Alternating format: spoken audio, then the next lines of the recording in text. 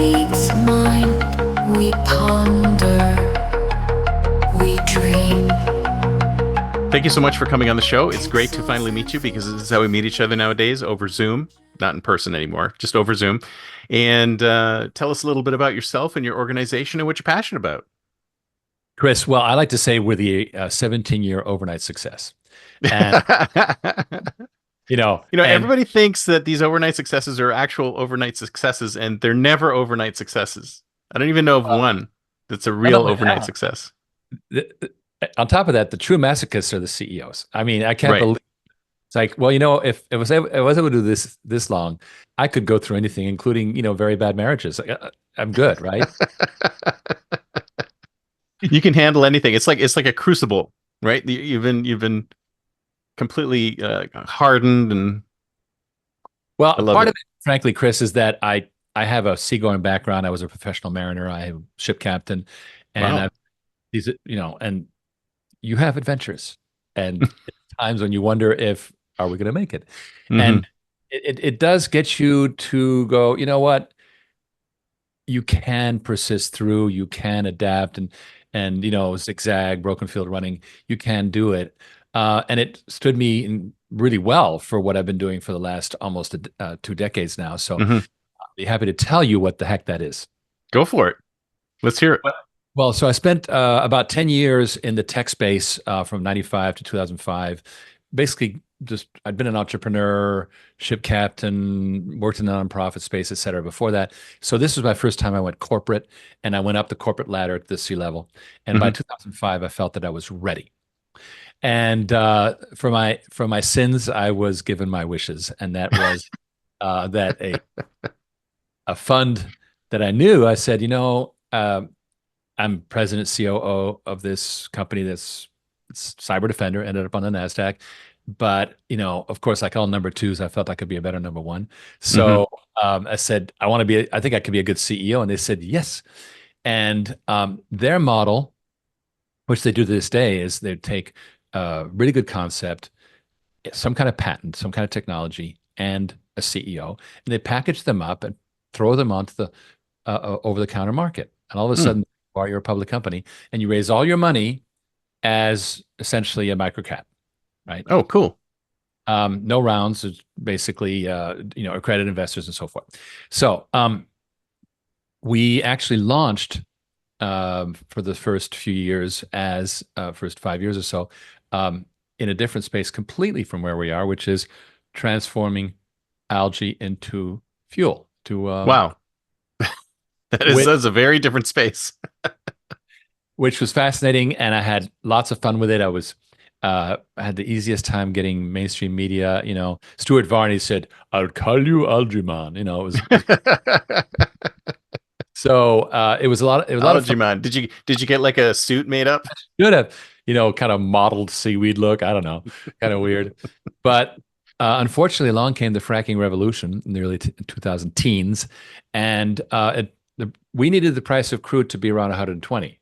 Well, never since. I mean, it dropped below 50 and it never really recovered. And so we had to decide what to do. And either do cosmetics or, go into a different industrial space. So we pivoted our technology from extracting algae from the medium it lives in, which is water, into extracting sewage from the medium it lives in, which is water. Mhm. And so we had a technology, basically electrolysis is what it was, to do this clumping up of the sewage, and it made it easy to get these solids out of the stream. And we actually proved the technology very, very well. The problem is another learning experience, which is the water industry hates new technology. They're like, Well, we're fine. doesn't every industry hate new technology? I mean, seriously. Except tech. I came from tech, which was Right. like, Yeah. yeah, right. Tech is They're great, like, but every other industry, it's like, oh God, no. oh, because now they're like, wait a minute, I got to stay late today. Forget about it, right? But more importantly, in the water industry, remember that they have a public health mission, and so realistically, they would want things to be proven. So I'm being Right. So the water industry rule of thumb that we learned was it takes 12 to 15 years for acceptance of a new technology, and we just That much time? That's insane. That's insane because you've got all these new technologies lining up, which are proven, fairly proven, and it takes that much time. It's crazy. No wonder there's no innovation in that space. Big bottleneck. You're absolutely right. I Mm, know a number of innovators in the space, and they just don't have the funding. mm. So we went at it for quite a while, and then finally we said, you know what? Um, we got to pivot away from pure technology licensing to a commercial model, and that's when we started creating companies. Mm. And Origin Clear essentially is a creator and launcher of companies. That's what we do. Uh, Nice. so we now around 2016, I got religion. Literally? Well, I'll tell you how. I got religion in that I read a very seminal piece by Lux Research on the rise of decentralized water. Mm, Because the interesting. fact is that 90% of all water demand is by industry and agriculture. So why the heck are they sending it all to the central area? Which makes the utilities job tremendously more difficult to have all this admixture of Agent Orange, you name it, it's all in there. Yeah, Whereas all sorts of junk. Hmm. residential effluents are really simple. There's nothing to it, right? It's poop. Yeah. Poop and We know drugs. you know what human beings are creating generally. And you got to get the drugs out. Okay, fine. But it's not really bad stuff. Yeah, But you add in the industrial agricultural stuff, and that's a problem. So the idea is, and it's been growing for some time, to let these businesses do their own water treatment on site. And now they generated treated water. They can either recycle it, they can dump it, or they can send it back to the city. very Either way. cool. Very cool. Now, here's what's interesting. They actually like it. It's a good thing. Why?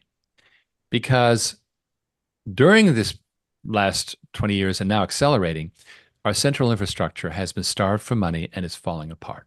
Hmm. By 2029, the American Society of Civil Engineers estimates we will be running behind every year by almost $500 billion each year, Whoa, US alone. nuts. Now, what is the complicating factor? Because it was only about 100 billion and it became half a trillion. Why? Because you have the effects of climate change. Mm, So you have a lot of sea level rise, saltwater intrusion, et cetera, et cetera. So that's a complicating factor. And nobody's funding it. Nobody, yeah, they'll fund urban, I mean, they'll fund rural wideband, but they won't fund water for some strange right. reason. And I've never figured out why. I think because people are complacent. They go, well, I flush my toilet, it goes away. I turn on the Every it's time I like, turn the faucet on, it's actually working. Look, no problems. right? It's kind of like Publix or Winn-Dixie or wherever you use will never go away. There'll always be a supermarket. That's right. I don't have to worry about getting my steak. I know exactly where to go to get it. Right? And it's not the butchery. Yeah. So anyway, it reminds me of this. You've just seen those shows where they swap families and the kid who gets swapped goes, "Oh, spinach doesn't come from a can?" Yeah, spinach Revelation. right? So anyway, so you have this problem like the infrastructure is being overloaded. So what do? Well, you take the load off, Mhm. right? And the most natural Makes thing. sense, right? Just so much sense. So it started happening in 20 happened early on in the 2000s, but then it started happening with a vengeance. By the time I got to it in 2016, I was like, and I got super excited about it. And I said, this is what we're going to do. Mm. And we created a couple of companies that cater to that market. One of them does custom big systems for like power plants. And the other does these modular drop in place. Everything's packaged into a container and the semi drops it off. You plug it in and you're up and running, right? And we created that one from scratch, 2018, and it's booming. So Nice. that was all very good. Here's the problem that we had from there. Organic growth in water is very slow. Even if something's booming, it's like real estate booming. Yeah, they got to build, get the permits, they got to build it, and it's going to take years, et cetera, right? So we were like in 2019, we're like, okay, modular water systems grow, grow, grow. But it grows at a certain rate, and that's just how it is, right? Yeah.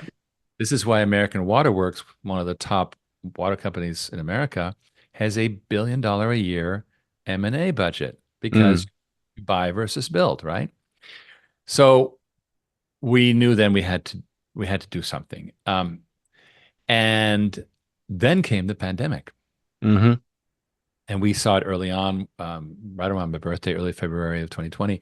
We saw the price of crude crash because Wuhan went offline for a month. And we're like, okay, there's a problem. And we weren't even thinking about lockdowns. We weren't thinking about anything. We were like, you know what? There's a big crash coming and people won't have capital to do their own water treatment. So we had piloted all this, on-site private water treatment, and now we're like, wait a minute, they're not going to have money for it. We didn't yet know that there'll be trillions of dollars given away, right? That Hmm. was not yet Oh yeah, happening. you couldn't see that far into the future. You didn't know it was Right. going to happen. Yeah. So, but we knew there was a problem coming, and so we thought, okay, why don't we make it free up front Mm, so that they just pay by the gallon? Which perfect. is What a great fine. model. The great model, one small problem. It's kind of like the anti-gravity chair. The chair is easy, the anti-gravity is hard. Okay. It's easy to sell people water systems for nothing up front. The hard part is where's the capital going to come from? Hmm. Hmm. For you to pay for it. And that's when we embarked on this whole project called Water on Demand, which is now a company on the way to the NASDAQ as I speak. It's being gobbled up by one of those blank check companies. And Water on Demand, its primary mission is as a fintech to um, capitalize these water as a service installations that are being done by these two divisions I'm talking about, but also by anybody else. We, Mm, as a financial play, it's not restricted to just our own companies. Okay, great. But our special sauce is we get that money not from private equity, not from VC, but from everyday investors. mm, And it's a lot like if you know what the master limited partnership business is, where these MLPs they bundle up energy properties, and then regular investors can go in and get royalties. And it's been going forever. It's been 2015, I think it started. mm. Um, and no, earlier, much earlier. It's been around for quite a long time. Um, and yeah, Apache Oil started in like 1981. So it's been going for a very long time. It's very well established, $300 billion space. And it complements regular oil with this, you know, financial model. So we Hmm. adopted that model because, as you know, amateurs borrow professional steel. So we, Well, if it works for them, why wouldn't it work for you, right? Why wouldn't it? right. And we also stole from the solar PPA model, the power purchase agreement. And so now what we have is you come along and you're seduced by the idea of paying it, by the month based on your usage. Okay, here is your 20-year contract. Sign here. And by the way, the machine we put on site is ours. And if you stop paying, we're taking it back. Hmm. And the good news is our machines, remember that they drop in place on a pad, we can take them away. They're Right. not the concrete installations with deep ponds and all that. No. So our technology is perfect for this kind of repo model, right? Hmm. And so we can do it very easily. It's like, okay, fine, go ahead, sign here, and if you mess up, then we keep your deposit and goodbye, which instantly screws them over because now they're not compliant. So it's a very good loyalty model. So we started with that, and it's all kind of come together because it gave us kind of a two-tier model. The first tier, which is the basic big mega trend, which is decentralization, it's happening. Hmm. And second tier, which is water as a service, which when you think about it, is anybody wants that. We've calculated that these service contracts we're just about ready to start signing. Um, we get the initial profit from the sale of equipment 19 times over in the course of that 20-year contract. Wow. Fantastic. That's really great. Who wouldn't do that, right? Well, it's the capital, stupid, right? I mean, you don't have the capital, you're not going to do it. Yeah. So we have this wonder weapon, and so it enabled us, first of all, to create a properly valued company that it now is merging onto the Nasdaq, and then, of course, I have to disclaim the merger may never happen, but it's on track. Okay, Hmm. post this merger, or even without the merger, we want to now acquire a bunch of companies in the water industry and bless them with this magic wand. Hmm. We we pick them up for 2.5 times valuation, EBITDA, valuation. They get the water as a service model. Now they're worth 6 or 7 times EBITDA because we do the GM financial bit and we bring the money. And so that's what we're doing. It's kind of like the mouse that roared. We're a small player. I mean, we've never done more than $10 million a year, but we have this, fabulous business model, and we know how to step between the raindrops and get there. And these treatment plants, like, who is your typical customer for the plants? You have the small ones and the larger ones. Who's a typical customer for those? Okay, so the large custom ones that we don't ever do as a service, they're large, $5-10 million. That's like power plants typically or any kind of large scale cooling requirement. Like power plants, they use the water to cool, right? Mm-hmm. But it has to be cleaned. So AI server rooms? No. or AI is a huge business that's coming upon us. I agree. I bet. Yeah. Huge. So that's the custom side. Then on the package side, we have a great vertical, which is mobile home parks Hmm. and RV campgrounds. Hey, why not do the treatment on site? I mean, that makes total sense for something like that. Well, historically they always have that, but their version of treatment on site is a lagoon. Natural treatment, I guess you could say. Let nature take the it's got algae. It's got algae. You know what I'm saying? So Yeah. maybe feel from it. But what's been happening is there's hundreds of thousands of these. 6% of our housing stock in America is mobile home parks, and they're mostly below the Winn-Dixie line. Um, Mason-Dixon line. I said the name of a supermarket. Mason-Dixon line. The Winn-Dixie line. I'm like, I don't recognize that either. What the heck?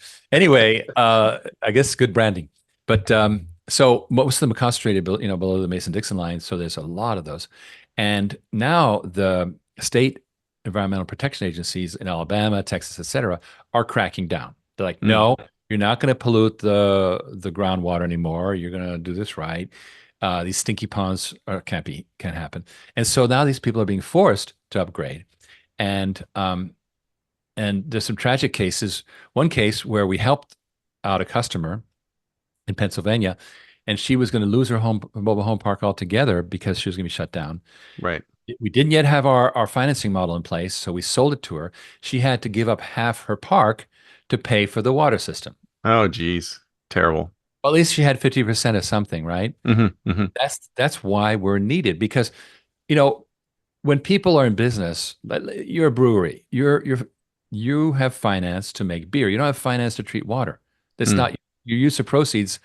Nobody's accustomed to that. So there's very poor capital availability for these breweries, mobile home parks, RV campgrounds,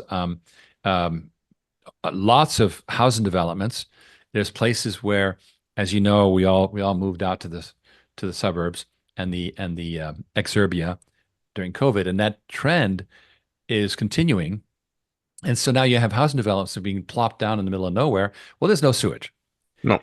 So we're putting in place these drop-in-place systems, and that's booming.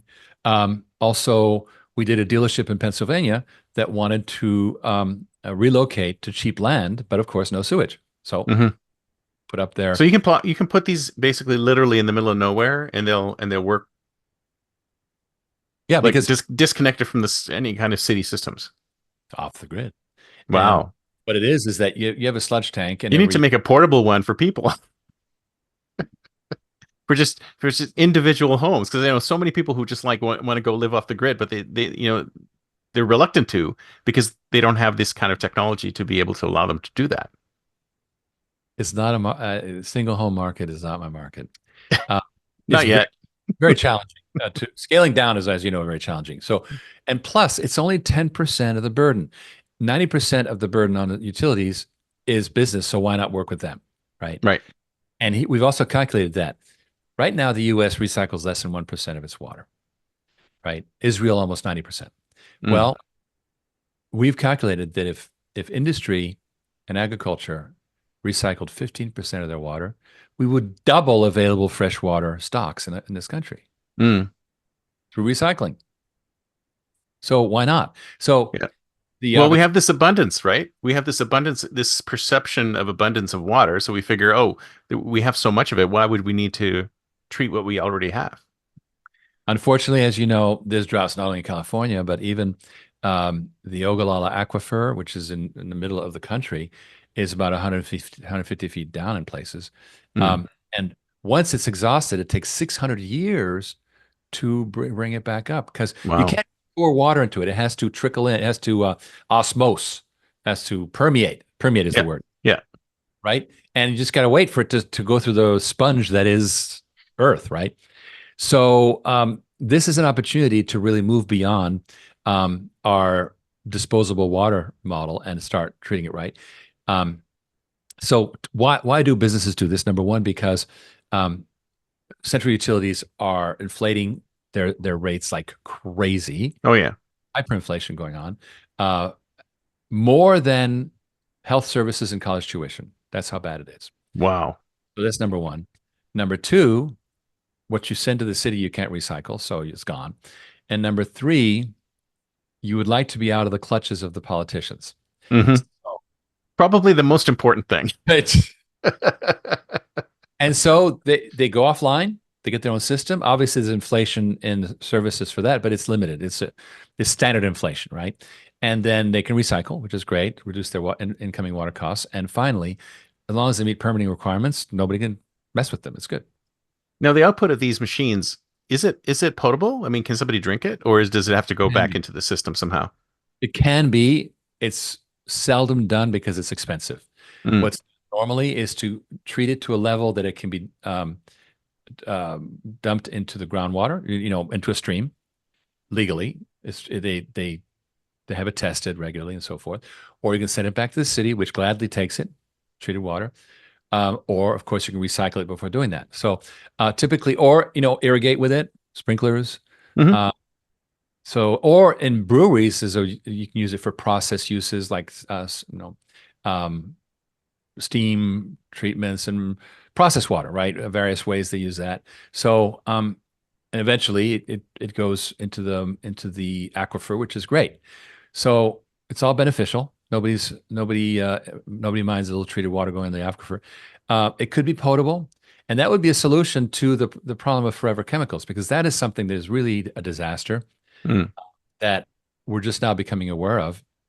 Is how do we treat the forever chemicals? Well, the EPA said fine, and they went to magic wand and said now you're going to treat the forever chemicals. Except, Just like that. Just like that. well, they didn't exactly provide a budget. Well, that's how they operate. It's like you're going to do this. I'm So going the to tell you city's how, like, or the city's like, I don't know, what do I do? So the cities are now telling, this is why the cities are very happy to have mm, industry go away. They're like, great, you go do yep, you do you. yep. Well, eventually, already there's a big tobacco type litigation happening of these polluters. I've seen the Facebook announcements. Do you want to join? Blah blah blah. So these industrials are going to have to do something, and again, that's another reason to have their own water treatment system. And at that point, yeah, if you get the forever chemicals out, you've created potable water. It's done. Hmm. Hmm. Fantastic, fantastic. Well, this has been great. So it's time to think like a futurist. It's the year 2034. Where will all of this be in 10 years? Where will we be in 10 years? In 10 years, this is going to be a highly accepted activity. Right Hmm. now, only high-end companies, they're funded by, Morgan Stanley Infrastructure Partners, those kinds of people. It's because again, the capital is not really around, but this is going to become a standard thing. People are not going to pay money up front. It's water's a service, and I saw some numbers on the Tesla business model. And if we assume that Tesla selling one Tesla is 1x, that's $4,500 profit, right? Hmm. Add fully self-driving, that makes it 2x because of that $99 a month subscription. Yep. Then if you jump to Powerwall, that's a 3x because again, subscription model. Then you move to Robotaxi, that's 28 Teslas for one Hmm. robot. And then you go to robots, it's 911 times a Tesla. Nice. So water as a service is going to become incredibly profitable for the water industry, and the financing systems we're putting in will be copied, of course, and we hope to be a big player, but it's going to become standard. It's going to be like that all over the place, and it's going to be essentially the equivalent of these master limited partnerships for energy are going to be in place for water. It's going to be a standard feature, and it's going to do wonders to save our water because now these utilities can be compact and they can serve the people. Mm. Fresh water, Chris, fresh water in Ireland is free to the public. Well, why not here? Well, it Yeah. could be if the industrials and agriculturals were off the line, and that's what we're hoping for. So, Yeah. free water needs to be free, and get all the industrial toxins off, treat them, and a lot more water in circulation because of the recycling. Right. So do you think that there's going to be some kind of inflection point soon that will make this a lot more of a problem for people? Because it's not like you were mentioning before, people are like, oh, it's okay. It's not a problem. I mean, the cities are understanding that, industry's understanding that, but is there some kind of inflection point coming soon? I mean, are we seeing any kinds of trends that will drive this to be a much more a high priority? Well, it's like inflation. Inflation goes on for a while, and all of a sudden it's 2,000%, right? So, Right. but when that happens, people are like, oh, what? What's been happening is we've had water main breaks, we've had the Flint, Michigan problems and so forth. But here and there, Hop, Compton, California, and it's isolated. It's Yeah. going to start happening a lot of sewage in the streets, a lot of this happening, and people are going, what the hell? Mm. Who knew, right? So the complacency is going to be shattered. And so our goal is to be the fire brigade, to be there, hopefully before it all happens, but if it'll happen even easier, of course, once it's an emergency, to make it possible to do this outside of government. We don't want government to try and do it because government is slow and they'll do it the centralized way. So let private industry handle it. We know how to structure it, and we got the solution. And I think it's very, very promising. And yeah, there's going to be a lot more noise about it. Mexico City ran out of water. No way. I They're had out no of water. idea. They're done. They're done. Holy cow. That's terrible. You Did you have know, any machines down there? no, unfortunately, we're doing the US for now because I love Mexico. It's doing really well and so forth, but there's a lot of flouting of the law, a lot of scofflaws, No, uh, right. industries that aren't complying. I don't want to deal with that. That's a lot of hard work. So, but Cape Town had a 0-day problem. They solved it by just taking the water away from the farmers. Mm. Now, Well, that's not good. well, there's only That's not a good thing. there's a few million people in Cape Town, and there's a few 100,000 farmers. Goodbye, farmers. Yeah, but the But farmers are like creating the food for the few million in Cape Town. Chris, details, Jesus. But anyway, the point This is is, more of an immediate problem, right? This is a longer term. the 0-day problems will proliferate. There'll be the water shortages more and more and more. There'll be alternate days you can't have your water. All that crazy stuff's going So to be like happening. Mad Max, basically. Eventually, we'll get to Mad Max type of thing. Yeah, everyone will be going after water. Our goal here is to make it like the way it's done Mhm. is make decentralization and water as a service an accepted thing that everybody's doing, and we just cruise past it. That's our goal. Yeah. Well, decentralization is definitely where we need to go with almost everything. And I just see there's so much pushback against that type of model because people want to maintain the control. And so is there something that needs to happen for them to say, okay, you know what, this is not working. We need to allow this model to really work. Is there something Well, that's going to happen that allows them to do that, or? unlike the energy utilities, which have been fighting solar, the water utilities are like, great, go for it, dude, because they are hopelessly underwater, pun intended.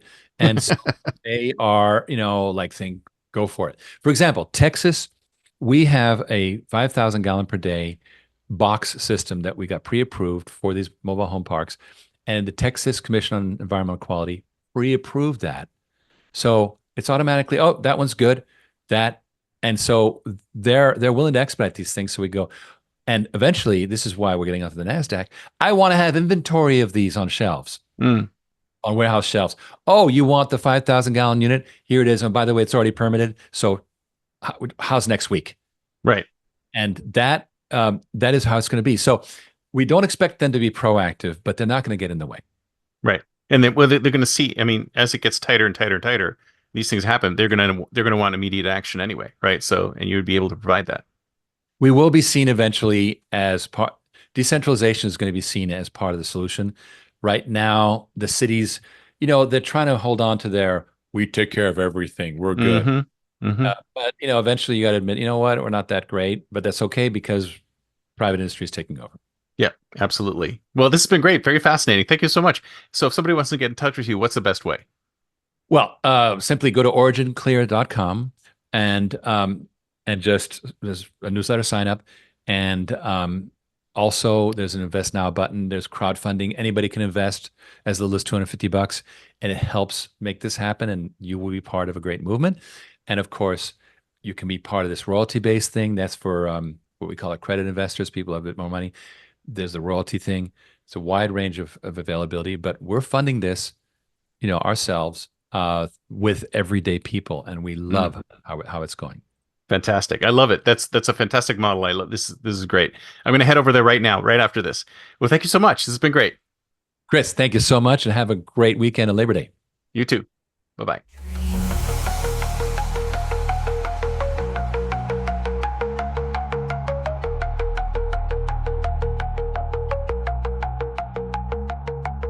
Pixels and philosophies merge and mold, a future untold, unseen.